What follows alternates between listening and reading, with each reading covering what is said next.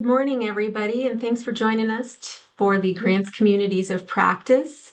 We're really excited to see your faces today. Thanks for joining us. As always, we have a nice jam-packed agenda, and we're going to be co-hosting all over the place today. So again, thanks for joining us, and we'll go ahead and get started. Today, we'll start with our normal shout outs and celebrations. We'll recap a little bit of the GRA updates, take a look at a very jam-packed looking June data acquisitions calendar. Always like to touch on a few housekeeping items for PD and other opportunities and just some reminders in general. We'd like to try and break out some of the ESEA updates coming your way. We've got special ed updates. And today we're really excited. We're going to touch on some child nutrition professional development today, how to ramp up your school year, and then just a little bit of touching on some federal news and state news, as well as reminders around GASB 103. So with that, we are going to get a move on. So today we just wanted to do a couple of shout outs. For Donna May is the Idaho School Nutrition Associate Kitchen Manager of the Year. So congratulations to her. Kohara Nomura of Moscow Middle School for winning essay in the Jefferson Spud Writing Contest organized by the America 250. So we're going to try and do some highlights on a lot of the different things that are happening with the celebrations around the state and nationally on America 250 as well. And I wanted to put a special shout out to the LEAs that have passed levies to support public schools in Idaho. It's always a big lift, and I know not everyone was able to pass them, but whenever we can encourage each other and then also have those celebrations, it's very important. All right, so I am going to turn this over to Austin, who's going to give you guys a nice recap on the GRA. So take it away, Austin. Quick sections for you. We have updated a new and updated GRA manual earlier this year. If you're looking to find it, it is both on the grant reimbursement application app online. If you go under documentation, look at user manual, you will find the new manual there. Alternatively, if you'd like to go the long and challenging route, you may visit the Idaho Department of Ed website and go to the budget and fiscal grant page. To find it under downloadable resources there. So top to bottom, what are the changes? Next slide for me, please. So broadly, we've kind of built out the second half of the manual. The first half is largely unchanged about how to access the application, how to get registered with sam.gov, how to make a claim, which buttons to push, what we're looking for, that sort of thing. The second side, the second half has been expanded pretty significantly, talking about what we are looking for in federal programs, grant reimbursement claims. We've outlined some basic requirements of any claim. We need to be able to tell from what's been written there that anything in there is allocable, reasonable, necessary, aligned with the period of performance of that grant that you're getting reimbursement for, and most importantly, that it's aligned with your approved grant application. Now, the level of detail that we're asking for is either enough for, is always going to be, we're always going to be looking for where this expense or this category for expenses is in your current application. If your current grant application has a lot of detail in that narrative, then the amount of information that's required to link, hey, what we've got in the reimbursement requests, the amount of information that we were looking for in the reimbursement request isn't as high if the grant application is very thorough. If the grant application is relatively broad, we might ask for more information in the grant reimbursement claim itself. But broadly, as long as you've got this information someplace in both in either the application or the reimbursement request, you should be fine. We've spoken a bit about the new supporting documentation requirements, mostly that people who submit general ledgers or ledger details for their claims. We appreciate that you've gone the extra mile and included your asset, liability, fund balance, and revenue accounts, but they are not necessary. So you can save yourself the, not really printer ink because you're just pulling a report, but you can save yourself the space. Finally, in this manual, we've also got some expanded requirements for any claims for salaries and benefits, purchase services, supplies and materials, capital objects, indirect costs. A lot of it's kind of the same stuff we've been dealing with for a long time. But we're just throwing in writing that, hey, we do need to be able to identify what is actually being purchased, both to make sure that it is in your application and that it is reasonable in some way, shape, or form. So beyond that, that's all kind of general stuff that we've been doing for a while. But the second section is going to be some specific items of interest that we have come across. Would you please put next slide for me? So in some special areas of GRA claims that have had some friction in the past, we've kind of written out some standards for what we're looking for. The headliner for this section is food purchases.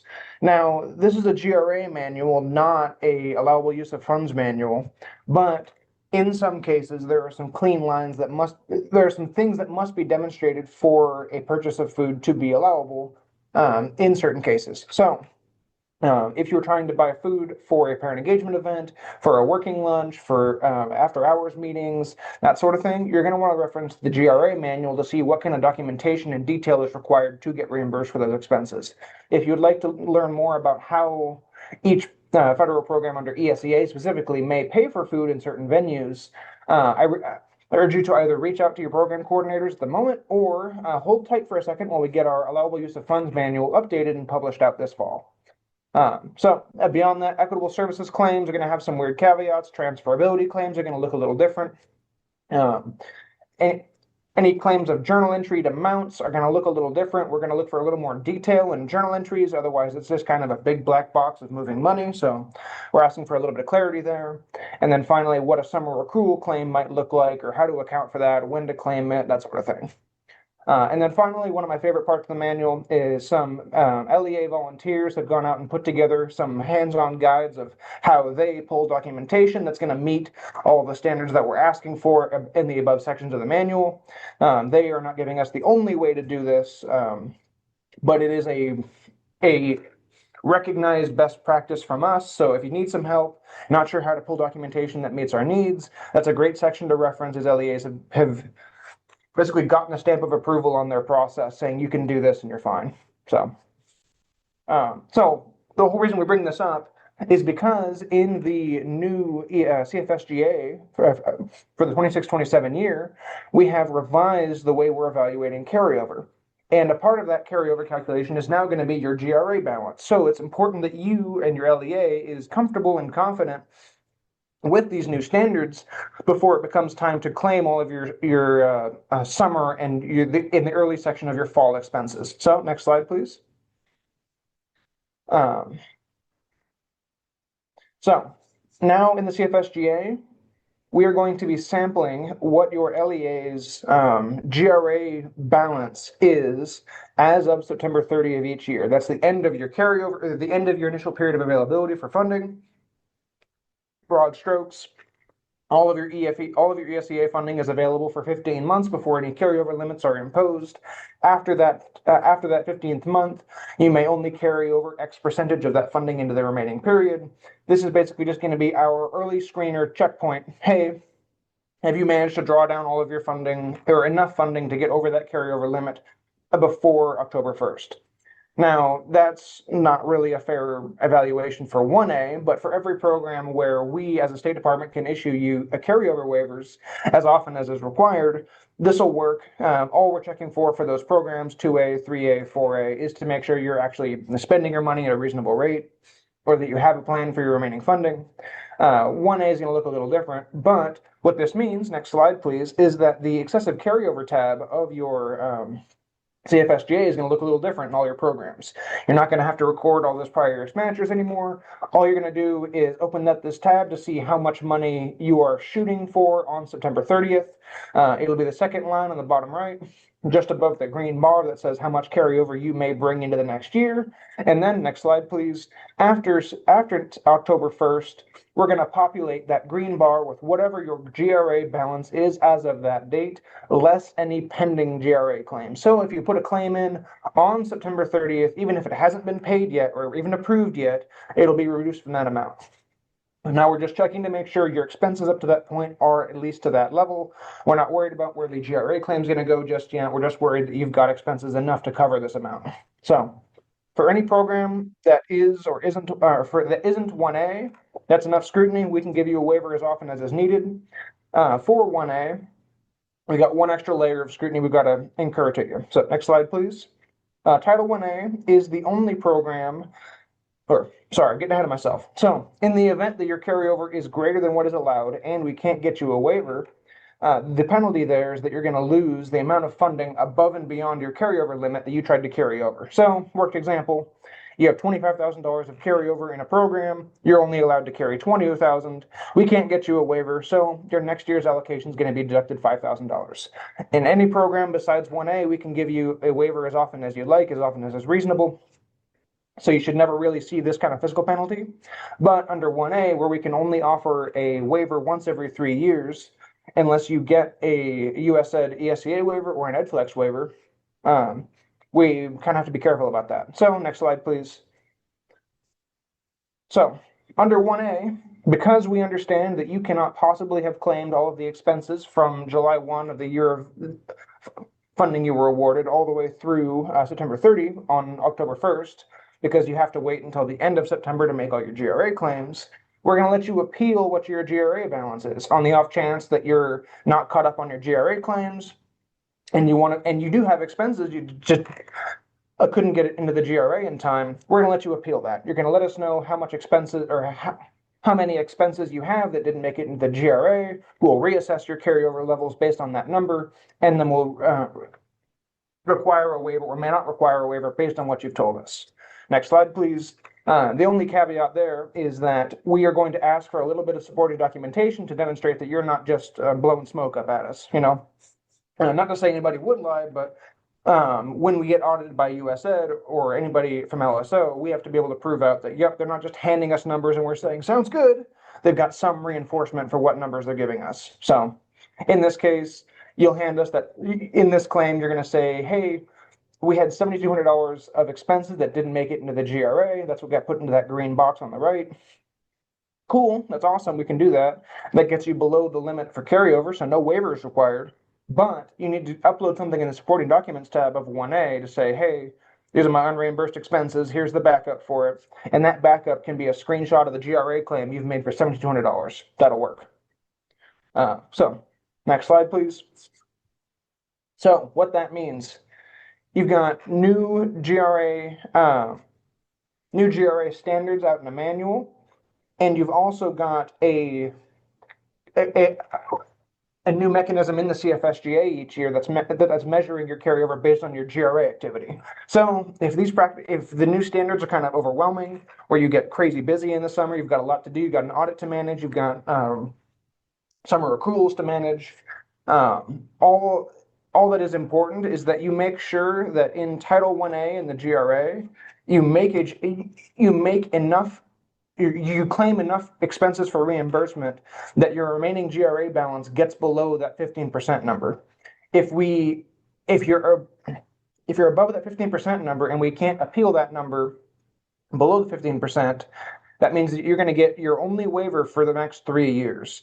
If you need a waiver again and we can't get you an EdFlex waiver and we can't get you a US Ed waiver, that means we have to penalize you for the amount of funding that you've tried to carry over above and beyond what's allowable. So it's important that you at least get that amount in there just to avoid the extra headache of proving out, yep, I do have expenses that didn't make it into the GRA. The best practices there, I would target spending 85% of your current year's Title 1A allocation during the first 12 months. So that way you've got the 3-month period after the end of your fiscal year to kind of clean that number up if you didn't quite hit it. You're not all the way up against the wire on October 1st. You've got a little bit of breathing room. That way, and if you only spend 85% as of the end of your fiscal year, that means that your GRA actually has money in it and you may begin claiming for the beginning of the next year once your application's approved, even before your new funding has arrived. So you can kind of keep the GRA alive and keep cash flow moving, even if your application hasn't been approved just yet. So yeah, I saw a question from Dalen. Let me get that pulled up.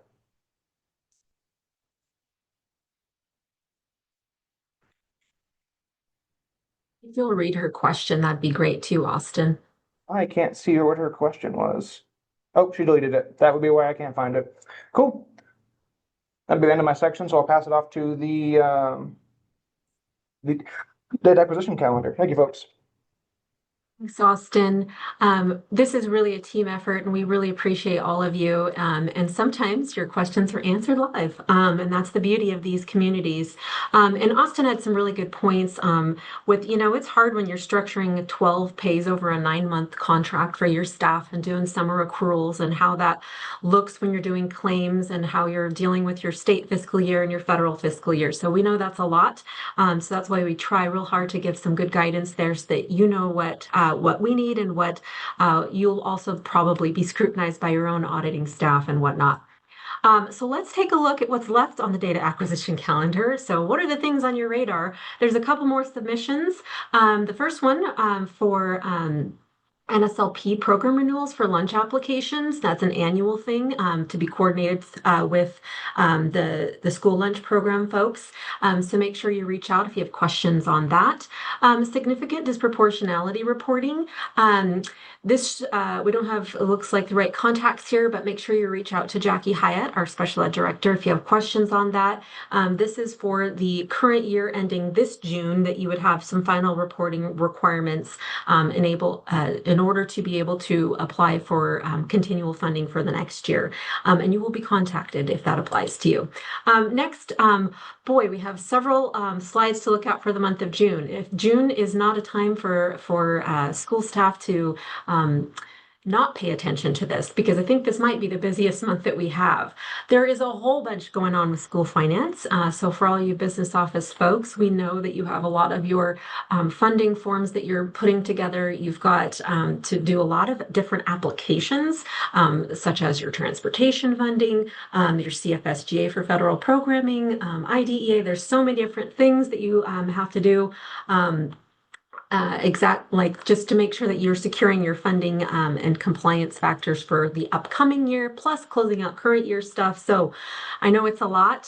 So if you do have questions, please reach out to the contacts, or feel free to always just find anyone that's within those departments. We will find you the right person. Looking continually, there's even more applications. There's the McKinney-Vento programming, more IC data submissions for you guys to do. Special ed has very specific ones. Some of these are through applications. Some of these are through secure server uploads. So make sure that you pay attention to the directions on each of those.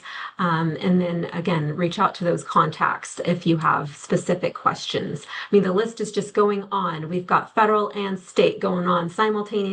So I know that we have some business office staff and some of our program directors on today. So I know that they apply to different people in different ways. But really, as we take a look at these lists of things that are going on in our schools, we know this is a lot. We just want to make sure you're not losing sight of it. So use that data acquisition calendar to make sure you're using it like a checklist and not forgetting to submit individual applications and or submissions. We don't want you to ever miss out on any funding. And then wrapping up the month, there's some collections of non-compliance for any of the corrections. And again, lots of different applications. So we try and make sure that we give out resources and updates, sometimes on another webinar. Like I know we have special ed director webinars. There's other federal webinars. So make sure you're on those so you don't miss any of the details tied to what is here. All right. And next, I'm going to turn it over to Rob for some housekeeping. Rob. Thanks, Lisa. Appreciate Austin and Lisa helping MC this morning. I'm still feeling a little under the weather, so to avoid polluting your eardrums with my scratchy voice, I'll have a shorter bit this morning. So some educational opportunities that are coming up. We've got the Smart Literacy Program applications that are currently open from our colleagues over in Content and Curriculum. So there's a lot of really good literacy information out there and some help for schools who are needing it. Also, the Idaho Forest Products Commission is going to have their tree talkers visit some of our more northern based counties. So if you've got some interest in having some of those folks talk with your students, be a great opportunity for you all. And then I know Cass is going to mention some of the NSLP training, so I'll leave that for her, and we can move to the next slide, please, Lisa. Fantastic, thank you. So we've got some professional development opportunities. So we've got the Driver Education Conference in May, at the end of May here in Boise. And we've also got our Dual Language Immersion Summer Institute, June 4th and 5th at Rigby High School. Additionally, we have the Danielson Framework for virtual trainings that is going on June 16th through 18th, as well as the 22nd, 23rd, and the 24th and 25th. So a couple different opportunities for folks to access the Danielson Framework there. And lastly, on this slide is the Teach the Tech, which is a digital learning summit at Boise State University. It's going on from June 16th to 17th. Next slide. Thank you. Also, our Idaho Principals Network is having their spring in-person meeting here in Boise in the Chinden campus, June 17th and 18th, which is a great opportunity for new principals to network and kind of learn more about the role as they get into it. We've also got our Secondary Literacy and Dyslexia Summit coming on June 13th. And then July 13th, we have the Summer Connect Conference with our Department of, the Idaho Career and Technical Education Group on July 13th. And then lastly, the Student Transportation Train the Trainer Conference is happening July 20th to the 22nd here in Boise. So some great opportunities for folks, depending on what roles you're in. There's a lot of opportunities for training out there in the world. Thank you very much, Lisa. I think we're off to you next. Austin, excuse me. All right, I'm going to turn it right back over to Austin to give some ESEA program updates. Take it away, Austin. Adding me again. I promise I'll breathe this time. Just one quick reminder in case you've been living under a particularly large rock for the past couple of months, the CFSGA for 26-27 is live.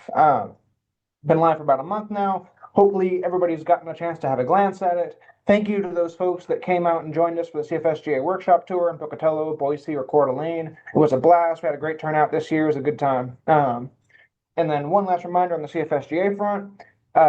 Just a heads up, if your CFSGA is not submitted at least once on or before July 1st, 2026, you're not going to be able to get access, or you're going to be unable to obligate any ESEA funding until the initial date of your application being submitted. So if for whatever reason you can't get it in at all before July 1 and you can't submit until September 1st, if you try to come back and get a expense reimbursed that happened in August or July, we really can't help you at that point. So it's important that you at least try to get the application turned in once. It doesn't have to be perfect, doesn't have to be refined. You just need to navigate all of the validation errors that we've got loaded into the application and get that submit button pushed the first time. After that, we can work with you, we can revise it, we can get it perfected, we can build a program out with you, but need that first submission before July 1st.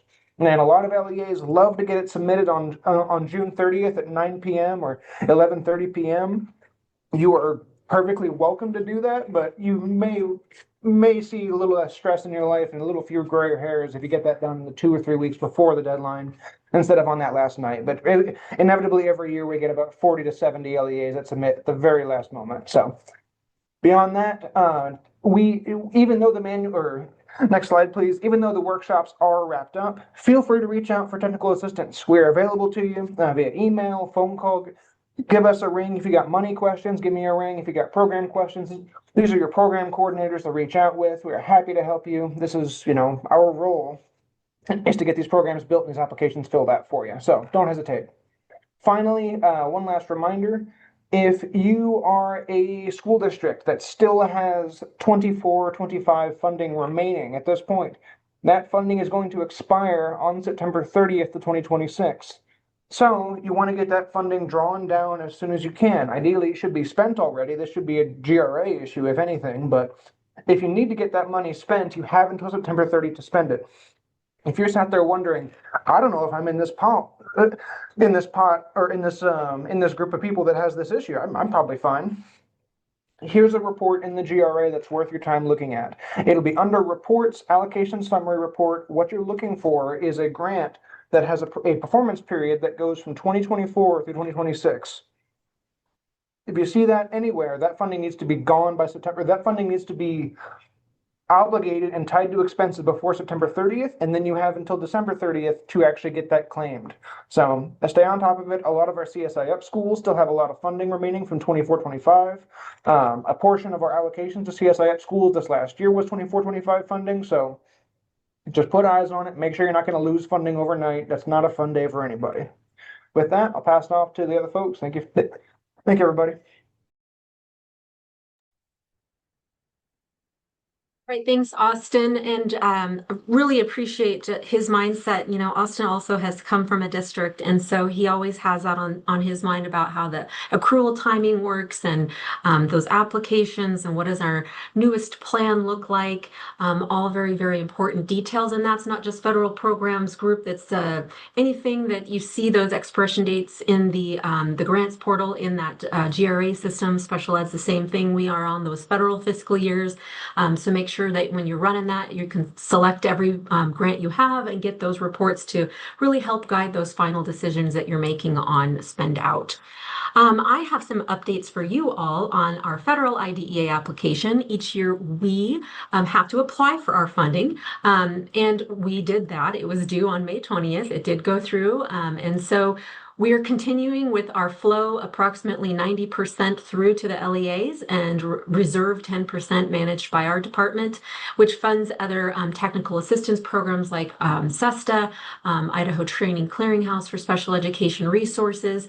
We also help to fund some portions of other positions and deliverables and direct services through IESDB, IDJC, and IDOC for those programs. And every year we take input from our stakeholders to see how are we investing those dollars. Those dollars are also used for professional development, where we can target something to ensure that that funding is set aside for you to all to be able to attend.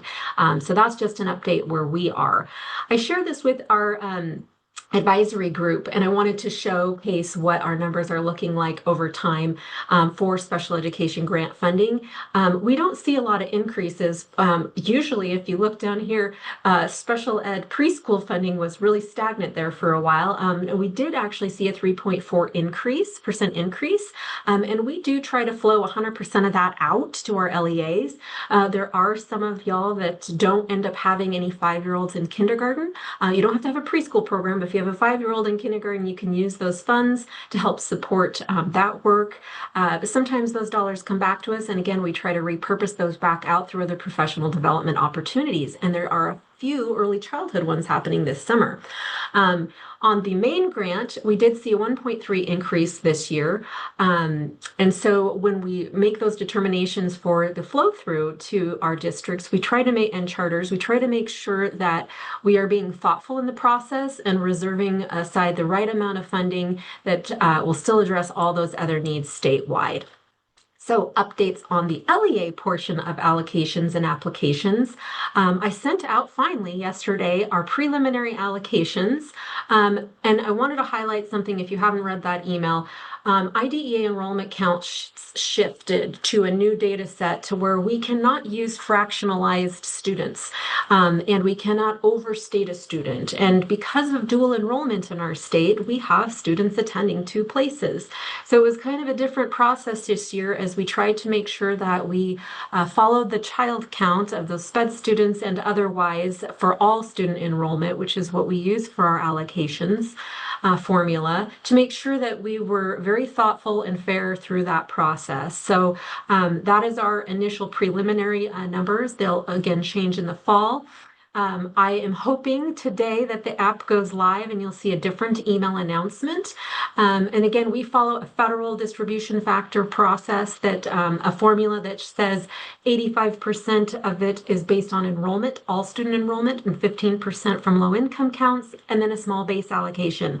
However, this was a different year with the base allocations. Usually we see, onesie, twosies, little tiny bits chipped away at those base allocation numbers, but we had 7 new charters that opened, and we also had Idaho Home Learning Academy split off as their own separate LEA, and with that, they pull base allocations, and when they do that, it's based on where the home LEA district of residence for a student is based from, and that is a federal requirement. So that looked a little different when I sent out the tables. There was a whole new column for you guys all to analyze and look to see if that's really what it was that affected you. You have no control over that. However, it did affect some LEAs. I want to make sure that you saw that.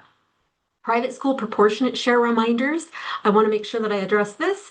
If you have private schools in your boundaries, don't forget to update your meaningful consultation dates in there. You have a year-round child find obligation, but during the application process, you go through and add the private school students that may be eligible for the proportionate share funding to provide equitable services through service plans. So when you do that, when I go through the application approval process, we look to see how and when you last did that for two different reasons. But the first reason, again, is to make sure that you've done it in a timely fashion to make sure that you've reached out to find the right students and offer services. But secondary, that is your chance to call the schools and get the updated enrollment, which helps count towards your total enrollment in your district boundaries for the next year's application. So make sure that you don't forget to get the most updated numbers, that it helps you out in the next year, and make a plan between business office and special ed directors to make sure that you're monitoring the activities.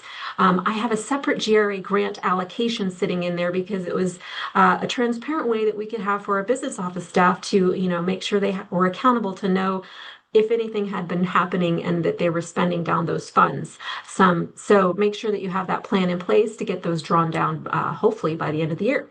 Another reminder, I've updated this slide a little from last month. As I trigger the next year's application, you'll want to, in the newest version that will open, you'll want to look at MOE Section 2 from last year's application to see the last time you reported your maintenance of effort totals. And now that is actually going to be the 24-25 school year because you haven't closed out the 25-26 school year yet. That will happen during the final application. The dates will shift forward. And if you've raised what you closed out this current year we're sitting in with, you spent more this year than the prior year, you'll need to adjust your budgets.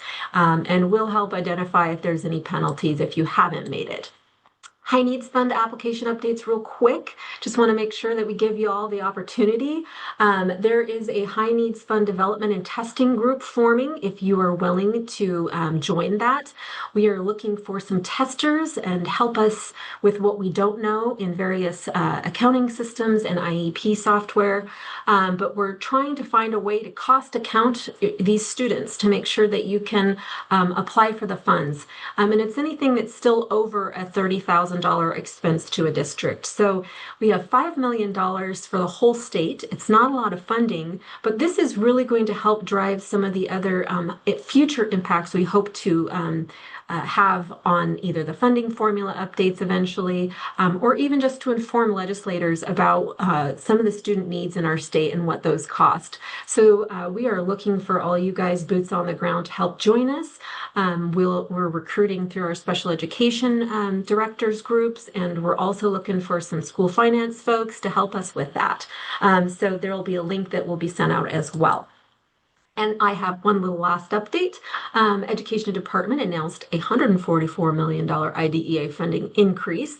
This was not necessarily to the funding that we just sent out, but this is going to potentially come through to the states. We don't really know the impact quite yet, but we could see some additional funding. We're not sure exactly how it will be directed, but it is still a win for everyone in the special education world. It's not a new program or requirement, but we don't know if it will be targeted at any specific formula.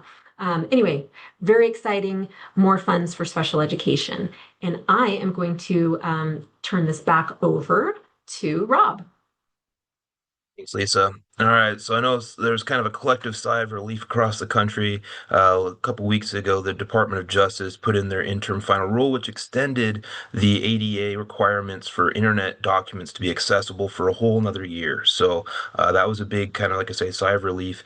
So that does change the compliance amount. So depending on how many people you serve is when that date is going to be effective. So if you have less than 50,000 people that you're serving, you have all the way till April of 2028. date. If you're serving over 50,000 people within your municipality, then that's going to be April 26th of 2027. So now this requirement is still going to be in effect once we hit those dates, and that's going to be that all the documents that are publicly facing on your websites and even your mobile apps meet some of those WCAG, WCAG requirements. So those are going to be things that have alt text being present in your images. It's going to have your high contrast things that make it easy for screen readers, especially, to be able to process and look at your documentation. Now we do this with most of the things that we put up on our website. They all have to pass those accessibility requirements. But we've been, in the process of working on that for a bit of time now. Next slide, please, Lisa. So there are some exemptions I did want to go over so you're not freaking out over the next year about how do we tackle this monstrosity of data we already have posted. Well, there are some exemptions. The first one being your archived web content. So that's going to be content that was created before your compliance date, whether you're serving the 50,000 or more, 50,000 or less, depending on what year that is. And if it reproduces a physical document that you already have, so those kind of scanned documents you have for posterity's sake, those don't have to be accessible. Now, it's supposed to be also content that's really only kept for reference, research, or record keeping. It's not necessarily a live living document you're using. It's stored in a special archive area and hasn't been changed at all since you've archived it. Once you change those documents, then you are going to have to look at adding those in to be accessible. There also is an exemption for your pre-existing conventional electronic documents. So those are your word processing documents, your presentations, PDFs, and spreadsheets. And now these were available on the website before that date of compliance, again, whether that's 27 or 28. Next slide, please, Lisa. And then there's three more. If the content was posted by a third party who the municipality or the entity has no control over. So if you've got a public comment area and some folks upload some great pictures, there's no alt text, those aren't your responsibility to have accessible because they're not content you own and you don't have any control over it. Now, if you do have vendors who are putting on widgets onto your website for scheduling or payment, those will have to be accessible by that date because you do have control over those contracts and you can write those into the contracts. Next, the last one is the individualized documents. So these are going to be, could you go back real quick? Thank you, Lisa. So the individualized documents are generally ones that are either password protected or they're for a specific group, specific person, specific account. So those ones that have like some sort of password protection, they're on a secure website. Those are documents that don't necessarily have to be accessible. And then any of your pre-existing media, social media posts, you don't have to go back through your backlog of all the cool, fun stuff you did in Instagram or Facebook. Those posts are not going to be eligible as long as they're before that date that you have to meet your compliance. Next slide, please. We did also want to add in a little bit as far as the federal budget goes. They're still in the process. We talked a little bit about this last week that the president pitched his pitch to Congress, and now Congress is going through their work in terms of their subcommittees, determining what's going where. We don't have a whole lot more information to share at this time, but do want to let you know we're watching this and we're trying to keep our eyes, and we'll let you know when we hear whatever we do. Next slide, please. This is another item I really was excited to share. Although the Senate concurrent resolution that directed the department to create a new funding formula did not pass both chambers of the state legislature, Superintendent Critchfield thinks it's incredibly important that we try to move on this now. This system has not been updated for almost 30 years, and we want to make sure that we're providing the right amount of funding to each of the schools. So as part of that, the superintendent has decided to start kind of spawning up these 2-hour listening sessions to be able to kind of work with folks across the state. And we have things in both up north and over on the eastern side of the state, as well as in Boise. And so that way anyone from the public can come in and participate and help shape where we're going to go with these funding changes to make sure we're not just operating in a vacuum. We want to have as much feedback from you stakeholders as we can. So next slide.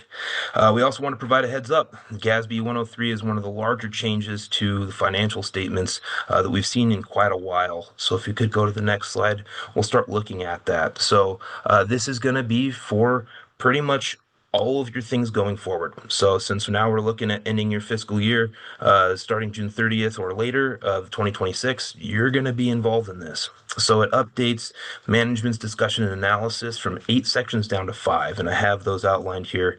You've got the overview of financial statements, and one of the big changes that they wanted to have is getting away from a lot of that boilerplate language. Revenues went up 35%, expenditures went down 5%. More about why, what caused these changes rather than just reporting that those changes occurred. So a lot of emphasis now on getting to why are we analyzing what's going on in these financial statements and making it to a lay person can actually understand what the impact is of some of these changes. You'll still have your financial summary. And then the detailed analysis, they're really hoping to kind of push that we're explaining policy changes and really looking at the major fund analysis. So if you have increases in some of your fees, what did that do to your major funds? Did you see a huge increase or decrease in, say, some of the food fund fees that you're collecting because you went on to a whole system where the entire school is made available to get free or reduced lunches? Things like that that'll kind of help shape why did these numbers change and what is the impact. There's also going to be a portion for significant capital asset and long-term financial activity, and this will include some of those intangible assets that you have. So those aren't going to be buried somewhere else. They're going to be set into the fourth section. And lastly, there's going to be currently known facts, decisions, and conditions. And so these aren't supposed to be necessarily projections, but kind of an analysis of what do we know has changed? Are we going to pursue a levy? Did that levy pass? Things like that that have made kind of a big difference for what we know as far as the playing field and what is moving around in there. There's also a component in there that has you all separate each major component unit of your organization separately in the statement of net position and your statement of activities, but only if it's not making it just cumbersome to look through.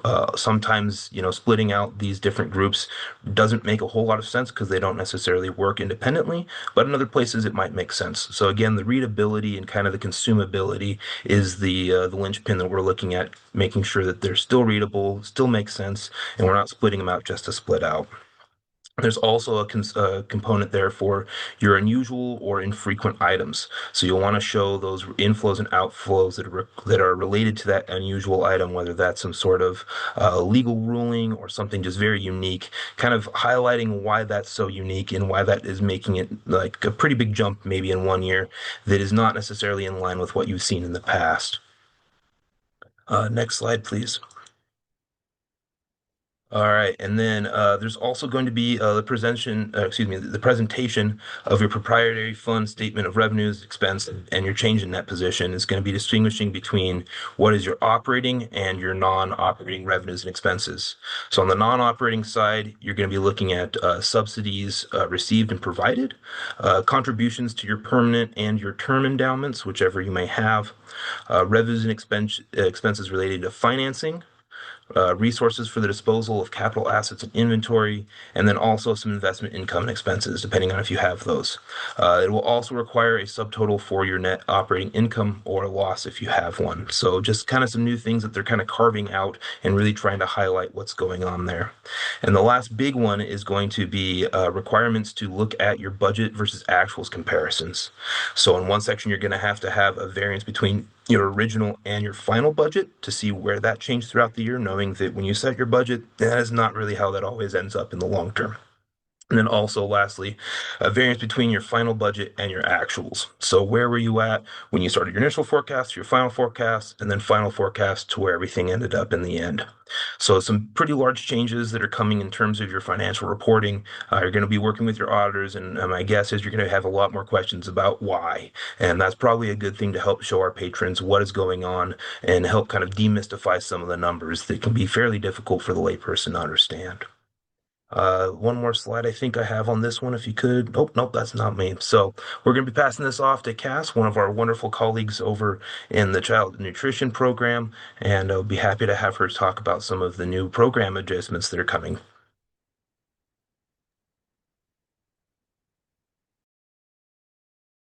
Okay, perfect. Hey, thanks so much, Rob. Good morning, everyone. I'm here to share some information on two different topics. The first topic is regarding the Child Nutrition Program's fine authority. Next slide, please. The Child Nutrition Program Authority final rule was created to strengthen administrative oversight to ensure that federal regulations are being followed in the NSLP, after school snack, SBP, and special meal programs. The Code of Federal Regulations is listed on this slide, and it states the state agency may establish fines if the SFA is being non-compliant or has failed to correct repeat violations of federal requirements. Next slide, please. If a food school authority is fined, the funds utilized to pay such fines must come from a non-federal source. It's important for me to point out that these fines may be based on program requirements earned by the school or the entire district for a school year. So basically, the first fine would be 1% of the meal reimbursements earned during the previous fiscal year. If there happens to be a second fine, it would be 5% of the meal reimbursements earned during the previous fiscal year. And if there is a third fine or subsequent fine, it would be for 10% of the amount of reimbursement earned for the previous fiscal year. Oh, I'm going to give you some examples coming up. So next slide, please.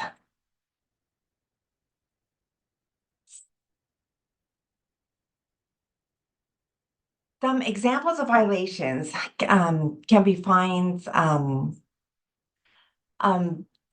repeat meal performance violations, significant repeat counting and claiming errors, repeat wellness policy violations, and smart snack violations, which include fundraisers and appropriate tracking of your fundraisers, and a school and also school store vending sales of non-compliant foods and beverages.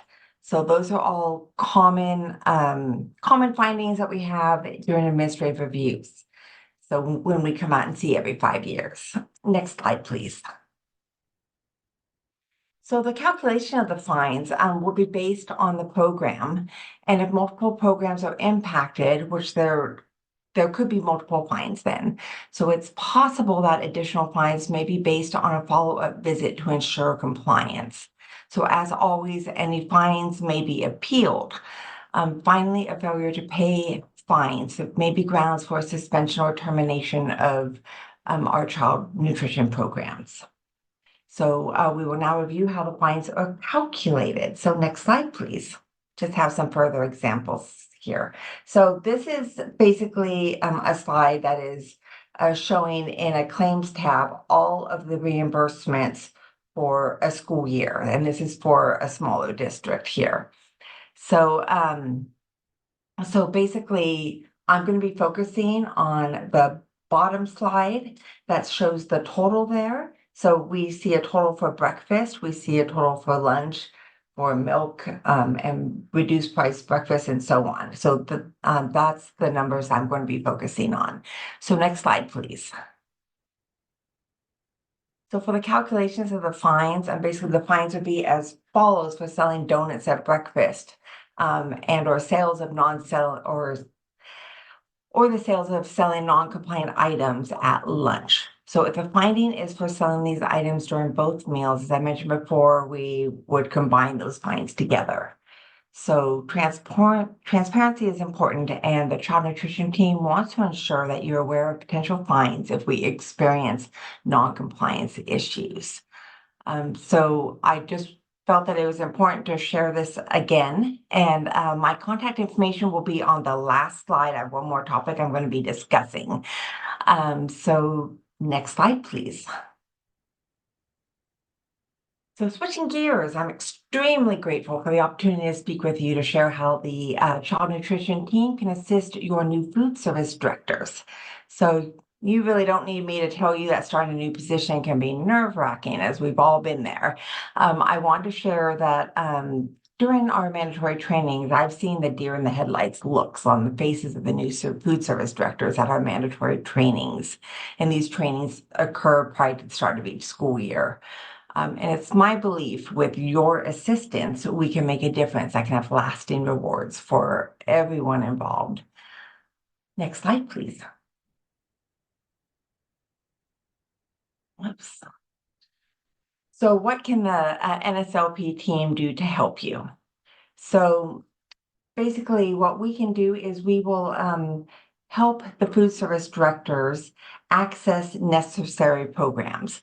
So programs that they will need to have, for example, they will need access to the USDA platform so that they can order and manage their USDA foods or their entitlements.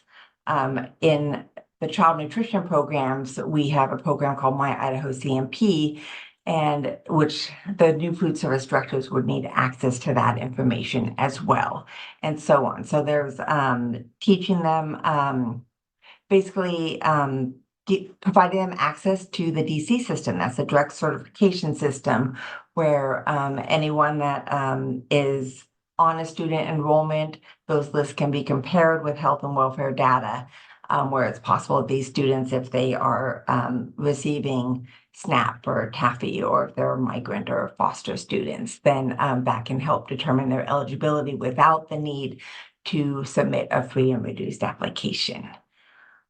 Next slide, please. So basically what I would appreciate if you would assist me by providing new food service directors with this QR code. So when they scan the QR code, this will allow them to obtain our contact information, and it'll have a good, they will then have a good framework of the tasks that they need to accomplish to be successful. Most importantly, we want our teams to feel supported and know where they can go for assistance, as the NSLP team is always here to assist. And also, if you have questions as well, feel free to call or email us at any time. Next slide, please. And as I previously mentioned regarding mandatory trainings, it is mandatory for food service directors to attend one of the upcoming annual trainings that's on your screen here. So for this training, the food service director can select the most convenient location and date to accommodate whatever their schedules may be. So it'd be appreciated if you could keep these dates in mind for future planning to ensure that your food service directors can attend one of these meetings. And next slide, please. If you have questions after you leave this webinar, please feel free to give me a call or email, as I would be happy to assist. And thank you so much for your time today, and have a fabulous and safe holiday weekend. Thank you.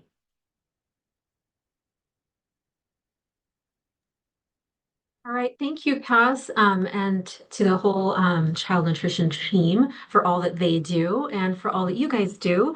I have some contact information for our special ed team here, and then a huge contact list for federal programs. There are so many people here to support you at all times across the department. We will always try to find someone that can help. Again, thanks for all that you do. Please reach out at any time with any other questions. Your efforts really are very, very appreciated and noticed, and as we all know, essential for all of our students in Idaho. So thank you, and have a wonderful, safe holiday weekend.